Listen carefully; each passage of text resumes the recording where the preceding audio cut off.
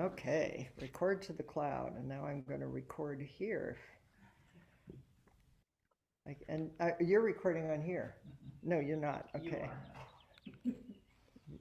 Dharma multitasking.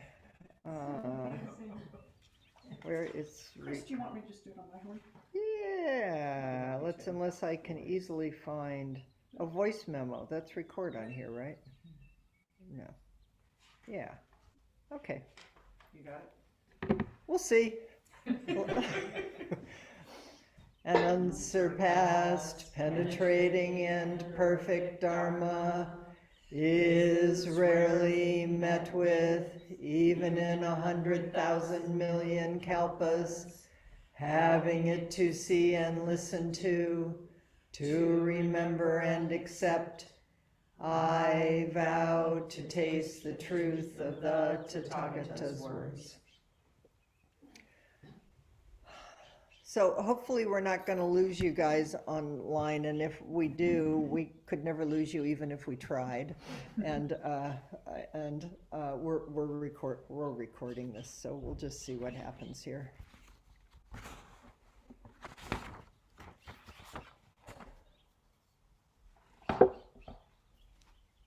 Here we are. So we've been studying the four foundations or establishments of mindfulness in Sangha. And I thought I would try to build some context around it.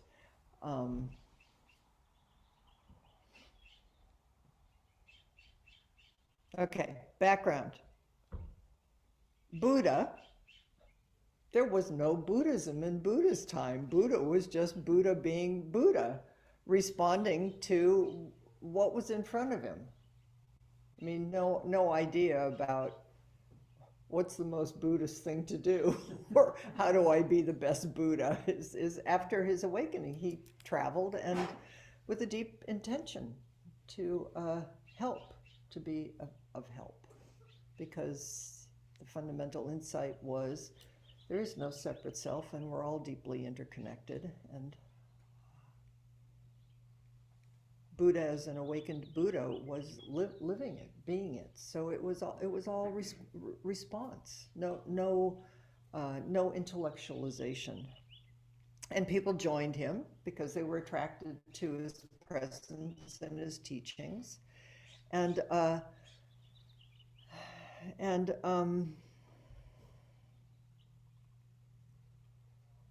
after his death, there was a council, and I wrote down 150 years. Anyway, there was his teachings were written down, codified, and as they were codified into the Tripitaka, which is the now we know as the Theravadan teachings. What also began to happen then, of course, because there wasn't the Buddha anymore, is different schools began to develop because different interpretations began to happen. I mean, that's just what happens.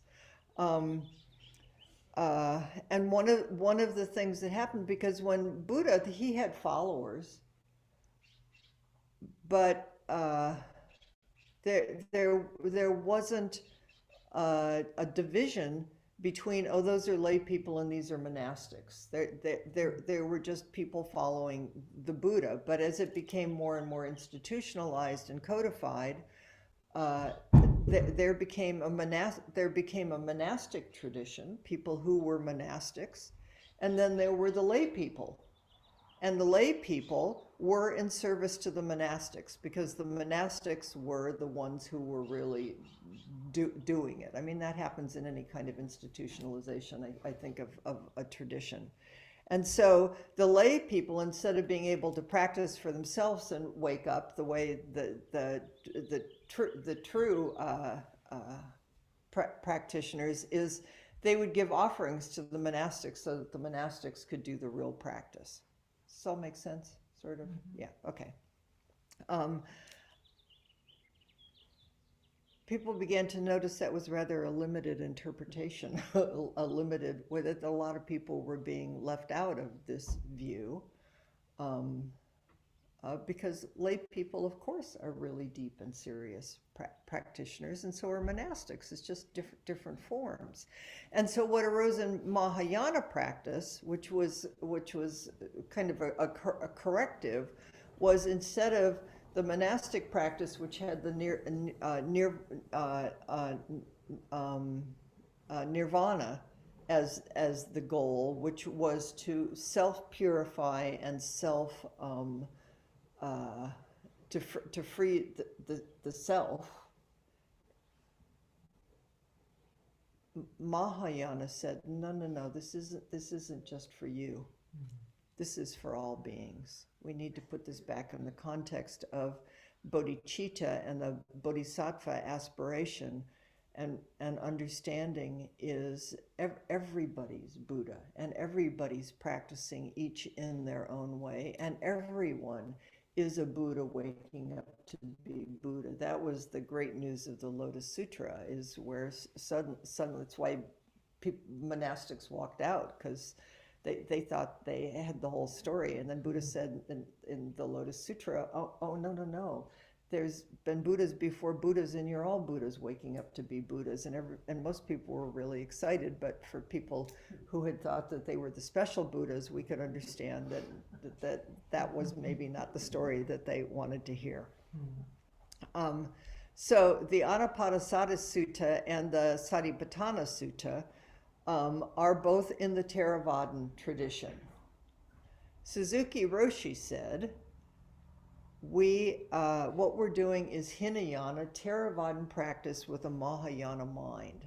So Suzuki Roshi was very inclusive and said we're doing is mindfulness practice, which Thich Nhat Hanh really brought to the West, to Westerners in an invigorated and alive way.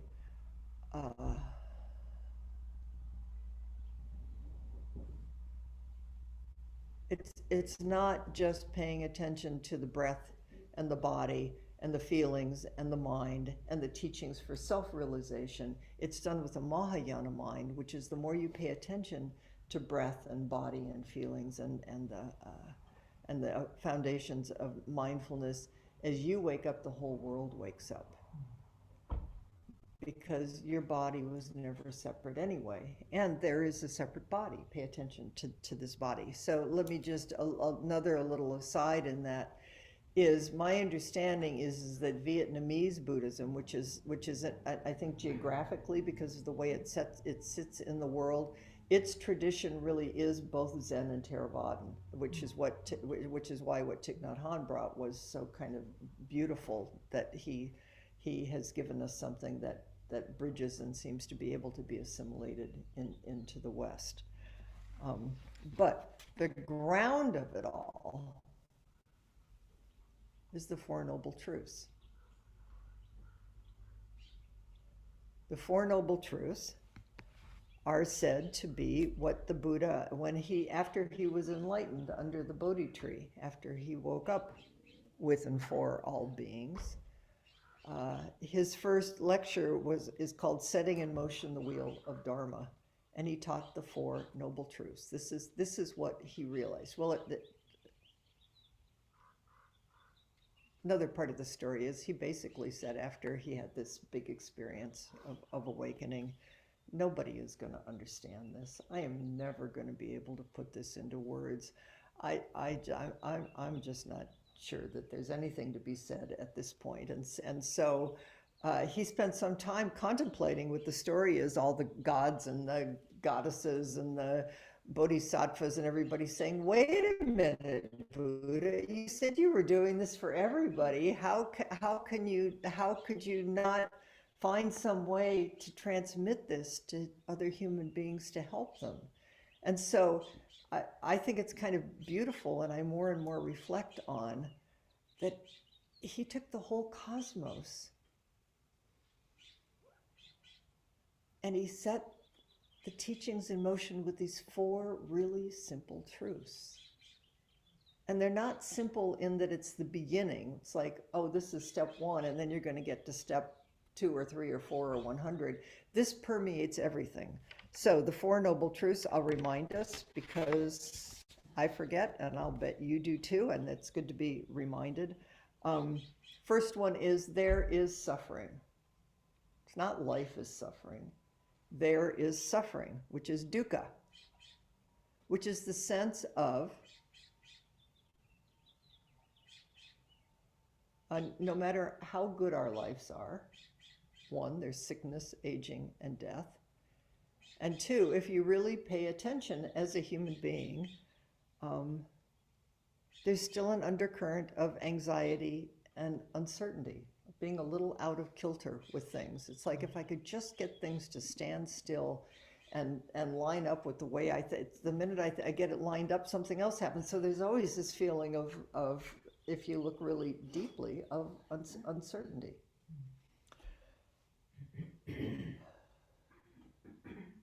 The cause of it, second noble truth, is because we keep thinking that we're at the center of things and that life is solid and controllable.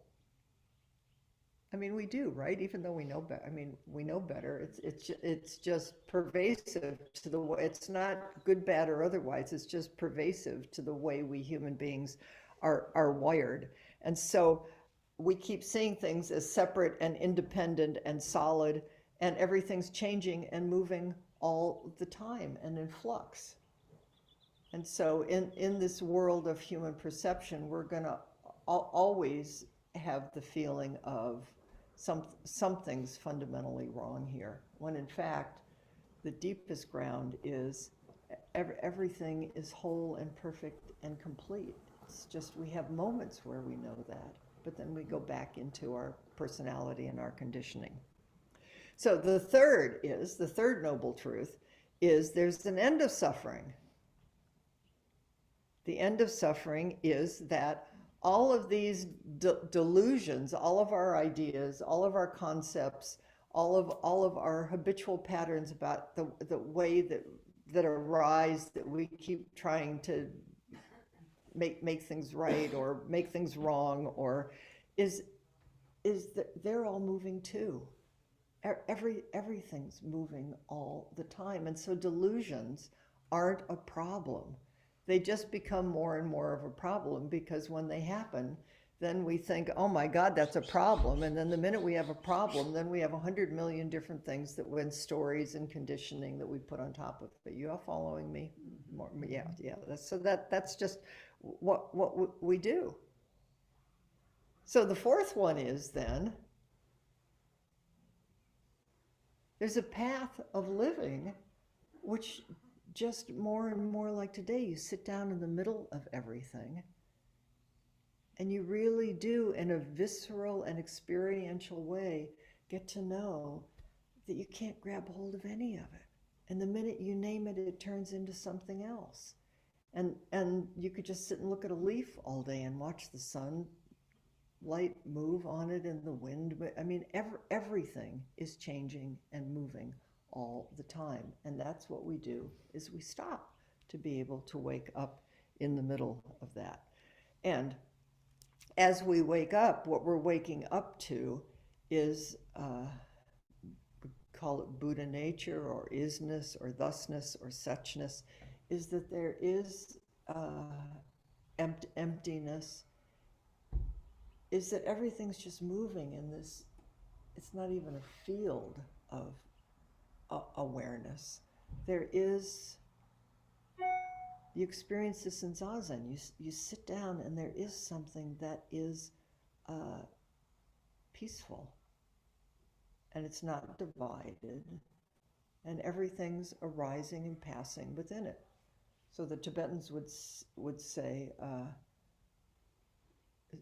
what's this? Open sky? Is that what? Mm-hmm. Open sky. It's all blue sky, and everything is just clouds passing in it. So that's fundamentally the Four Noble Truths. So, and then within that, we have the four establishments of mindfulness that just give us a way to sit down and pay attention to the breath. Pay attention to the breath today. Pay attention to, let me,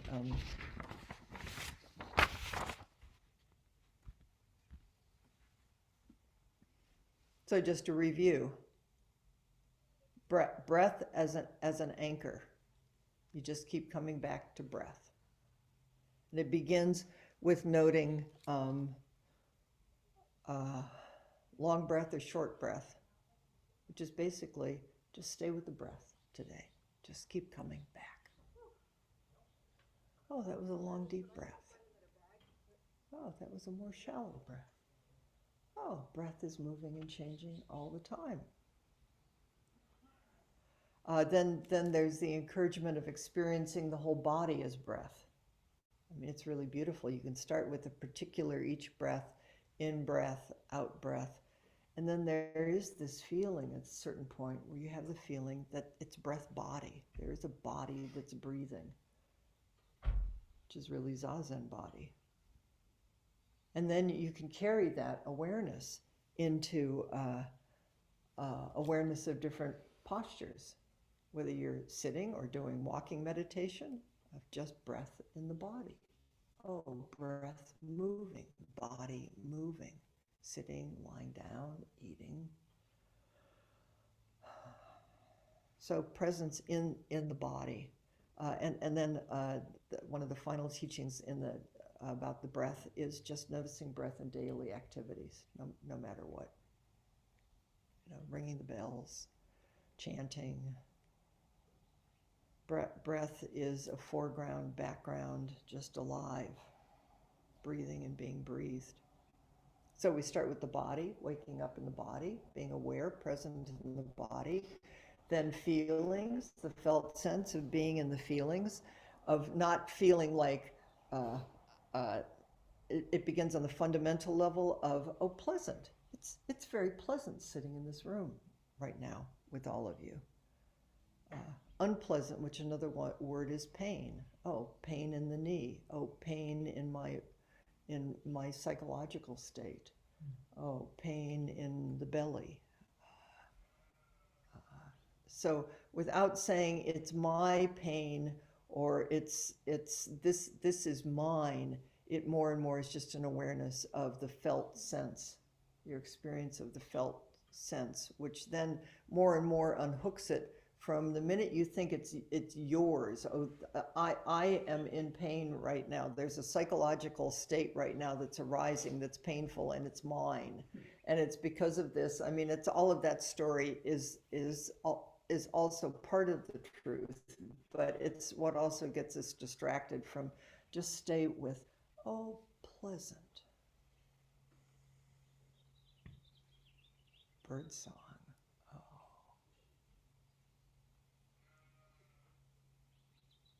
Did you just hear the sheep out there? But also there will probably be painful moments today in the course of your day that may be physical or mental, but you just noticing it without taking ownership of it. And then studying the mind. The mind then has a million different interpretations that come up through Buddha laid it all out, and it's all very but an unpleasant feeling, and then aversion comes up, or anger comes up, or blaming somebody else comes up, or if and pleasant comes up, and wow, that was such a great moment. How can I keep this forever? I mean, we just do. That was a really good carrot that I just ate for lunch, and how can I keep appreciating and loving carrots for anyway? You get it. And the neutral moments where you just realize you're kind of dreamy and not paying attention, and you're kind of missing most of your life anyway, so they're just neutral, but you just, when you notice that, you just go, whoa, okay. So we're waking up in our feelings, we're waking up in the mind, but what we're watching more and more and coming to realize is impermanence, which is everything is moving and changing. And not just as an intellectual study, but you begin to have tastes of it. So there's more and more space around the density of how we keep trying to put life back together again. And then the fourth one is, which we'll spend more time on in Sangha next week, is Dhammas, which is the Buddhist teachings. Is the Buddhist teachings become not just a teaching that we're laying on top of ourselves, but as, oh, these came out of experience in life. These teachings are alive. And of course, the aliveness of the teachings is that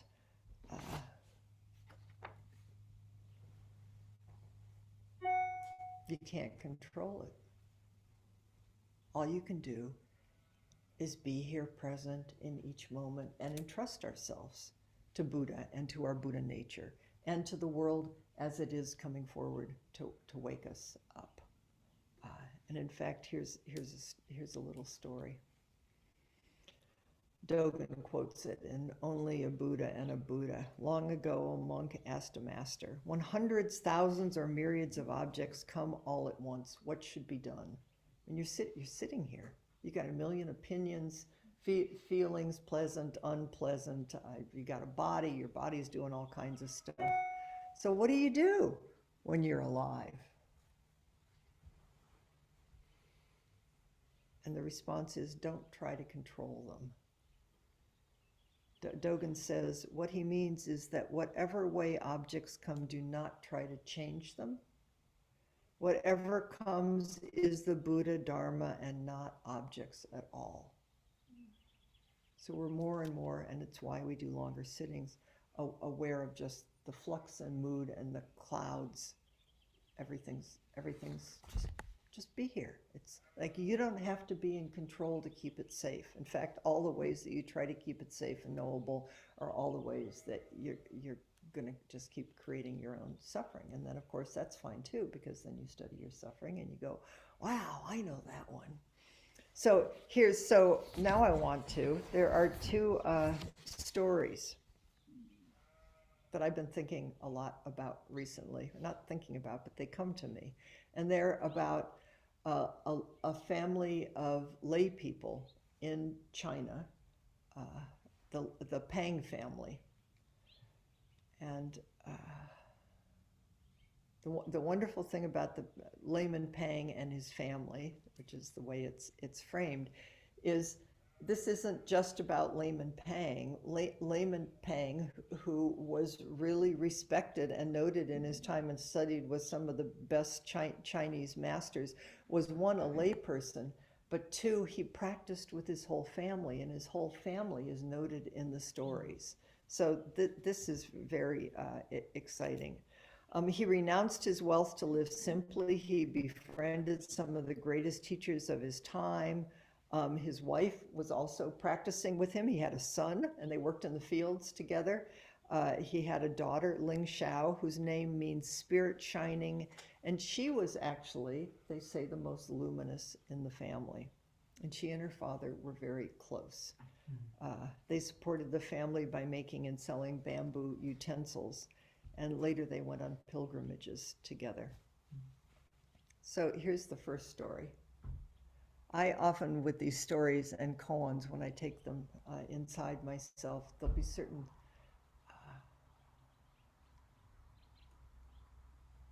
they'll sit in me in a simplified way. We'll see what happens when I tell these stories to you. The first one is, Layman Pang was sitting in his thatched hut studying the sutras. Difficult, difficult, difficult, he exclaimed. And then he said, and this is, I'm sure the Chinese understand, it's like trying to store 10 bushels of sesame seeds at the top of a tree. And I'd think, so what would that, maybe it's like trying to take all these hundreds and pieces of little things and sutras and teachings and make sense of all of them and pin them down and make them into a tree that the Buddha sat under. And it's just like, this is just difficult. So I carry with me, I noticed that mind state. Difficult, difficult, difficult. You know that one? Okay, then the next one is his wife. She says, in response to him, easy, easy, easy. It's like touching your feet to the floor when you get out of bed. But But we know that too. Sometimes it's like it's not complicated. It's just you touch your feet to the floor. It's like you stand up, you sit down, it's just easy, easy, easy. Sometimes I say that to myself. I just note it. Suppose we could say unpleasant, unpleasant, unpleasant, pleasant, pleasant, pleasant. And then uh, Ling Shao says, neither difficult nor easy. Kind of like, if you're caught in that, you're already caught. And she says something that's bigger, but she says it really effortlessly and generously. She's not admonishing. I mean,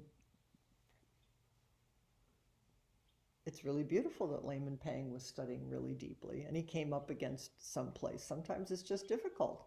It's really beautiful that her mother has a sense of ease sometimes, of just this, just touch the floor, touch the ground. And she says, the teachings of the ancestors shine everywhere on the tips of the 100 grasses. So what she says is, as I understand it, is, yes, sometimes it's difficult, sometimes it's easy, but that's all the Dharma. That it's everywhere, and it's everything, and it's all shining and luminous and moving and alive. And if you get stuck in difficult, that's suffering. If it's just difficult in the moment and you catch it, that's Buddha Dharma. This isn't the problem. It's just noting what it is, just the same way Lay Woman Pang did. So her perspective is, it's like, it's all, no matter what happens today, no matter what's going on in your body, no matter what's going on in your mind, it's okay, because it's all shining on the tips. Everything is shining and luminescent. Everything is 100 million blades of grass shining with the teachings, each moment. Okay, so that's the first story. The second story, which some of it's a little bit more famous story, is Layman Pang was selling bamboo baskets with his daughter, and on his way to the market, he was coming down a hill and he tripped and fell. And all the baskets flew away from him. When his daughter Ling Zhao saw this, she ran to his side and threw herself down beside him. And he said, "What are you doing?" And she said, "I saw you fall to the ground, so I'm helping." And he said, luckily no one was looking.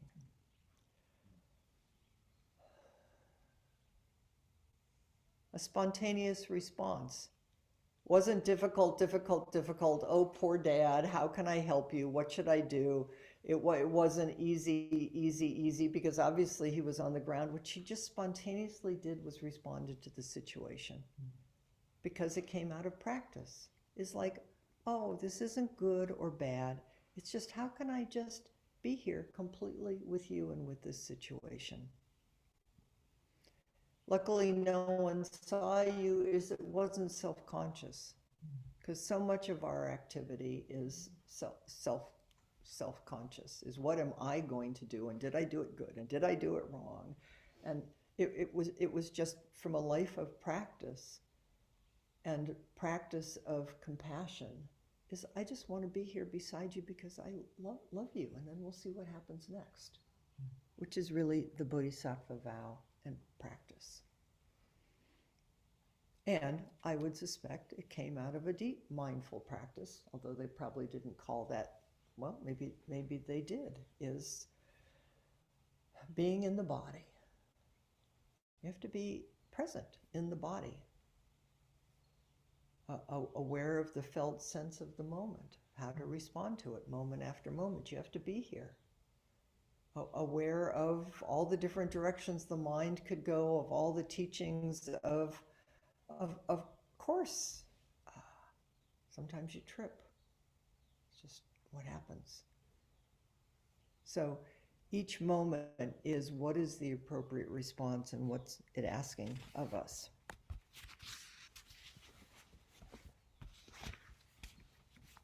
And I'll bring us back to When hundreds, thousands, or myriads of objects come all at once, when life is coming all at once, how do we deal with it? What do we do? Don't try to control it. And Dogen says, whatever comes is the Buddha Dharma, not objects at all. You could pay attention today when something comes up, a fear or a worry or a like or a dislike, or a breath that feels short or tight, or a pain in the belly, or a mind state, or how much we want to turn it into a story. And then we have some, you can watch the conditioning arise around it, or fear arises. It's like, what's the story that flows out of that? And then you're off worrying about something in the past or the future, or don't try to control it. So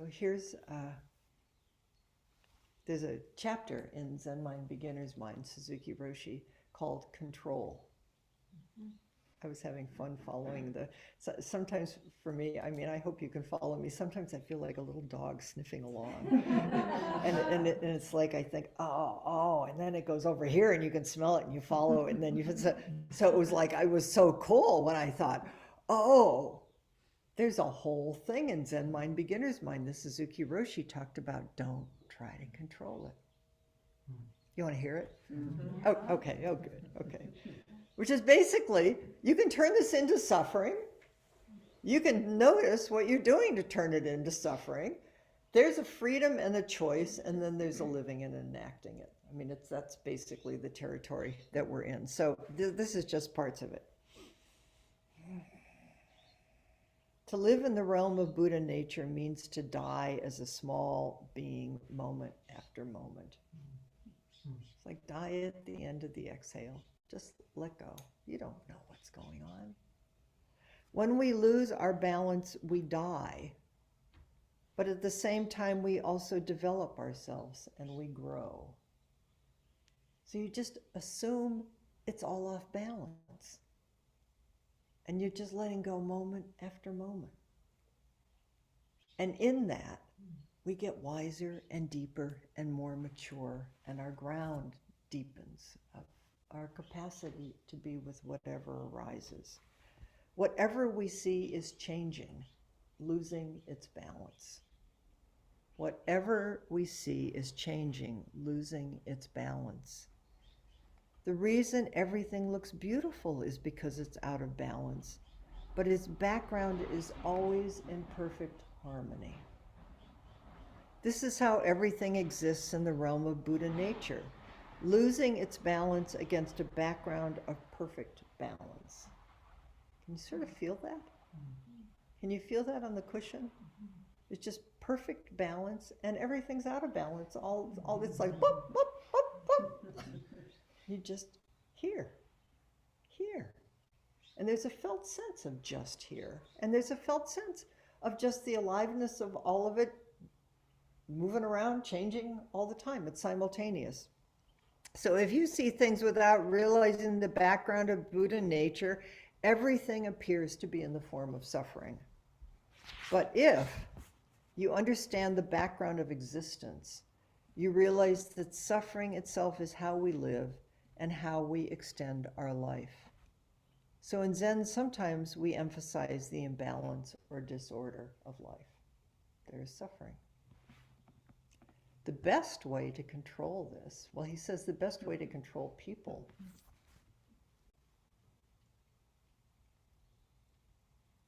is to encourage them to be mischievous. Isn't that great?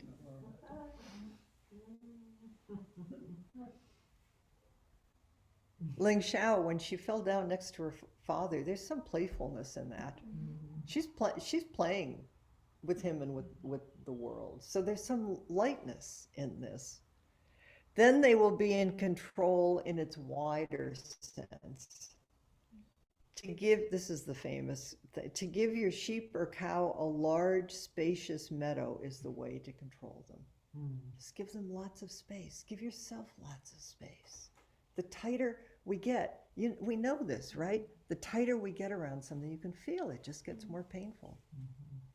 the more we can give ourselves space and even some mischievousness of, yeah, this is really hard, and it's like, I mean, there is some poignancy and even some humor, even in, well, maybe not always, but anyway. The same way works for you yourself as well. If you want to obtain perfect calmness in your zazen, you should not be bothered by the various images you find in your mind. You can watch today and find out how much you are bothered by what's happening in your body and your mind and your feelings. Compassionately. Let them come and let them go, and then they will be under control. But this policy is not so easy. It sounds easy, but it requires some special effort. It's not so easy. Difficult, difficult, difficult.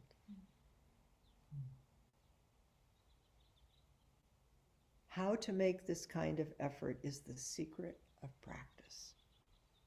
Suppose you are sitting under some extraordinary circumstance, something really difficult.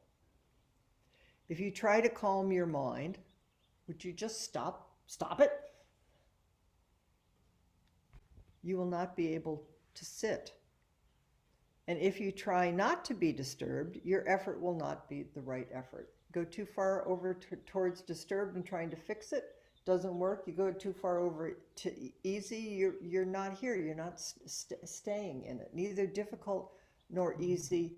This is just whatever is here in this moment is the perfect Dharma. You may not like it, and we may not like it with you or for you, or it may just be the blessing and grace of ease. But the only effort that will help you is to count your breathing, or to concentrate on your inhaling and exhaling. So it brings us right back to breath.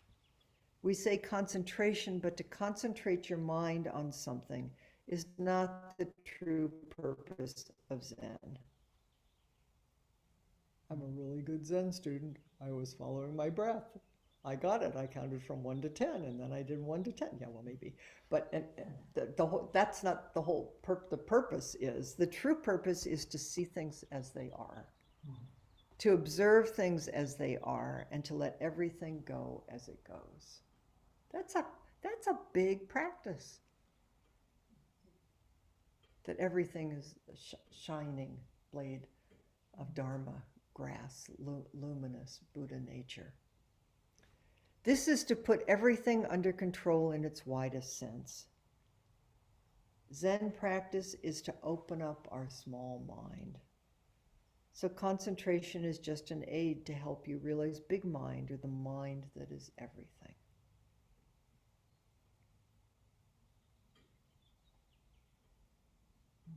Poor small mind, these poor selves.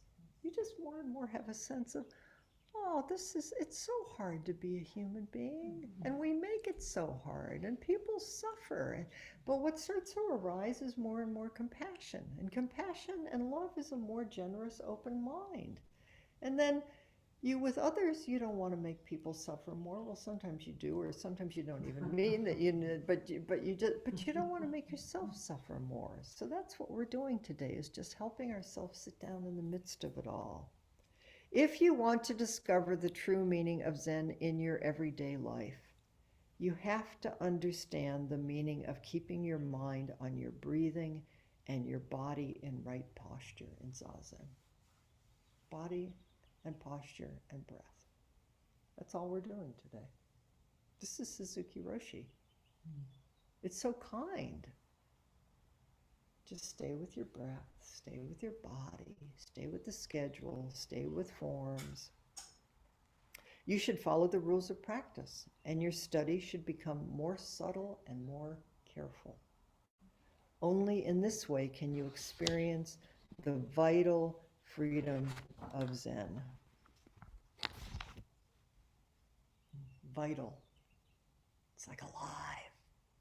We're becoming more and more alive in the midst of whatever life is bringing us, which is more and more responsive, which is more and more in relationship, which is more and more kind of, oh, you fell down, so I fell down beside you. It's like kind of mischievous, kind of playful. Are you okay? What are we going to do together? How do we do this? It's all about relationship and being in response, which means being present in this very body.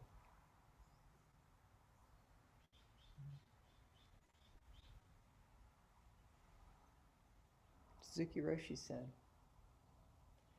if you try to expel the delusion, it will only persist more. Just say, oh, this is just delusion. Oh, this is just pain. Oh, pleasant, pleasant. Completely experience it. But also know it's changing and moving. And you just breathe in and you breathe out. And you watch this amazing, mysterious dance of alive become even more alive. And then you watch yourself get scared. And then you watch yourself scamper back into defended, known places to protect yourself. And that's okay too, because that's it too. And then you just take another breath. And then you have more compassion for what we human beings do and how we don't want to suffer. And we don't want to make people suffer, but we keep doing it because it's, in the moment, seems without practice, without some kind of continuous practice and vow, we will just keep doing the same old thing. I mean, everything changes and it'll look different.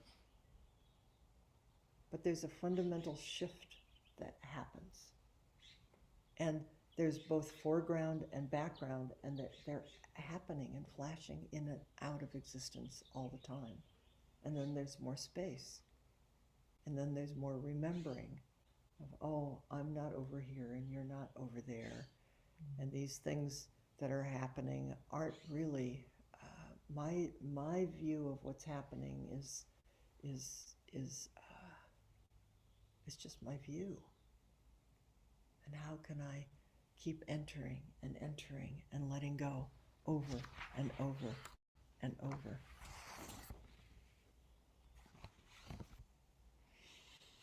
Suzuki Roshi says, the most important thing is to believe firmly in the perfect rest of your mind. To rest, that there is this place to rest.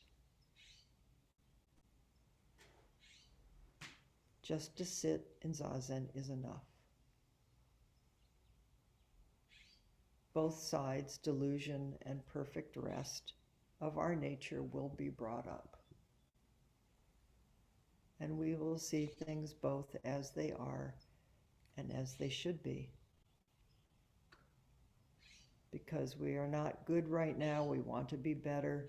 But when we go beyond things as they are or as we think they should be, in the emptiness of our original mind, they are one, and there we find our perfect composure. Just to sit with a firm conviction of our true nature. The purpose of Buddhist teaching is to point to life itself. That's what the Buddha was doing. Just pointing at life itself, meeting each person in each moment exactly in this moment.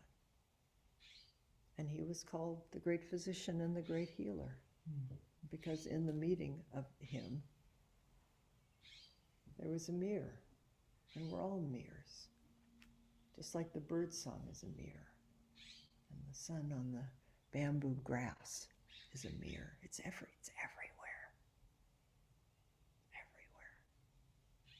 It wants us to wake up to who we really are. Because the true nature of everything is compassion and love.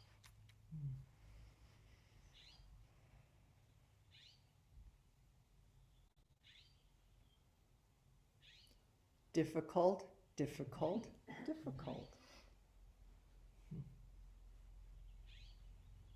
Easy, easy, easy peasy. Just put your feet on the ground. And neither difficult nor easy. Let me just fall down here next to this solid me and next to that solid you and whatever we think is going on, and just like, how are you? How's it going here? We can do that for each other. And we'll do that. We could say in a certain way that when we sit down for each period of Zazen today, we are doing exactly what Ling Xiao did. We're falling to the ground. Falling to the ground next to the self. We're falling to the ground next to the person next to you. We're falling to the ground next to people in Gaza. We're falling to the ground next to people without food or shelter. We're falling to the ground with love in each moment. So and all you have to do is just when the bell rings, stand up. When the bell rings, sit down. So there you go. Okay.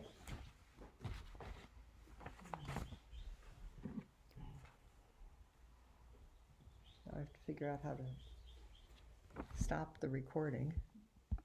Is it going to tell me? It says stop recording.